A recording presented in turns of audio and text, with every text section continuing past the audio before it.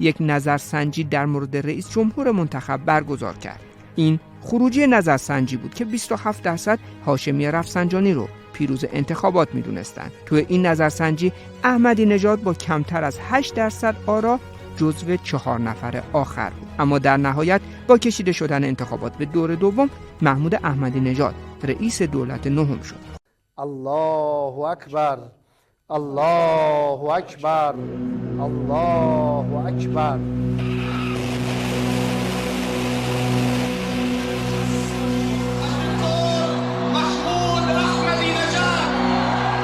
محمود احمدی نژاد چگونه مشهورترین و جنجالی ترین چهره ایران در جهان شد؟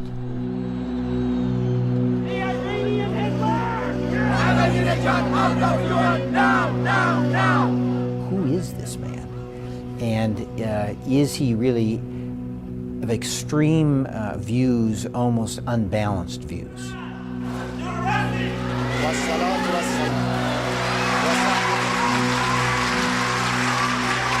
در 8 سال ریاست جمهوریش به دنبال چه بود؟ I think the key to Ahmadinejad is that he's a populist. چگونه سریع به قدرت رسید و چرا اینقدر زود کنار گذاشته شد؟ عبارت ساده تر، احمد نژاد سهمش از قدرت میخواست. رقبای احمدی نژاد معتقدند حمایت پنهان رهبر مهمترین عامل پیروزی او بوده. هاشمی رفسنجانی میگوید شکایت‌هایش را به دنیای دیگر خواهد برد. من وزارت کشور متهم میدونم.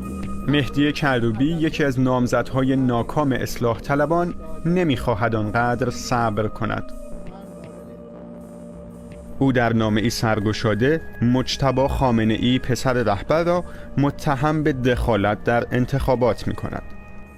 در اون نامه با صراحتاً اشاره کردم به دخالت‌هایی که سپاه و بسیج از هفته قبل آغاز کرده بودند و در این مطلب رو در اون نامه اشاره کردند و از دخالت فرزند رهبری در حوزه انتخابات به شدت اعتراض خودشون رو نسبت به اون اعلام کردند و خواستار این شدن که نیروهای نظامی و نهادهای قدرت به رأی مردم احترام قائل بشن و اجازه بدن پست ریاست جمهوری توسط مردم انتخاب بشه، نه نهادهای قدرت.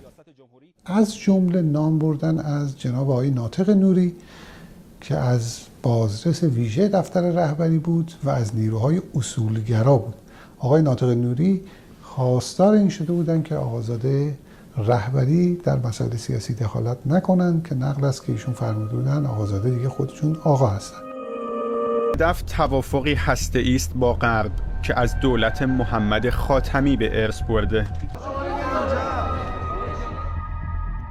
جک استرا وزیر خارجه بریتانیا حاصل همه رایزنی‌هایش را برباد می‌بیند.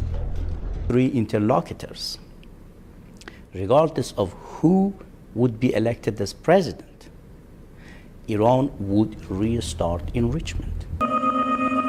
اگرچه برنامه هسته‌ای ایران با دستور آیت الله خامنه‌ای دوباره آغاز شد، اما رهبر اجازه داد این کار به نام احمدی نژاد تمام شود.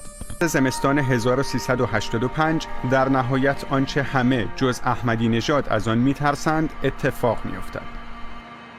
شورای امنیت سازمان ملل اولین قطعنامه اش را علیه برنامه هسته‌ای ایران تصویب می‌کند. تحریم کردیم، تحریم‌های فلج کننده. حالا به قول معروف احترام مجلس اجازه نمیده من به زبون خودشون جوابشون بدم. احمدی نژاد تحریم‌ها را کاغذ پاره‌هایی بی اثر می‌داند. تحریم‌های فلج کننده نشستن هی نوشتن 1 صفحه 2 صفحه 10 صفحه 50 صفحه.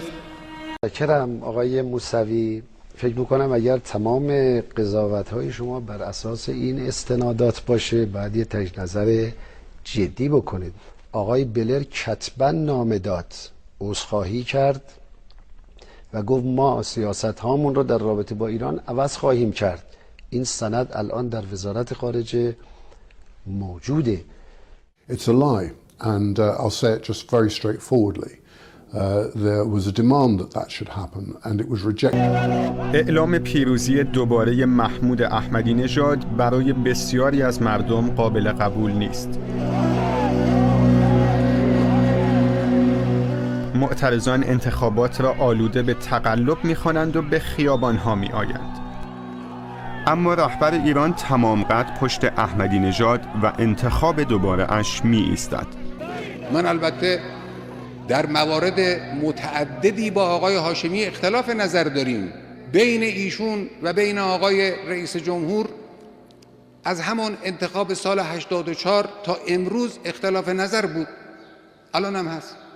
اختلاف نظر دارن با هم در زمینه مسائل خارجی اختلاف نظر دارن، هم در زمینه نحوه اجرای عدالت اجتماعی اختلاف نظر دارن، هم در برخی مسائل فرهنگی اختلاف نظر دارن و نظر آقای رئیس جمهور به نظر بنده نزدیکتر است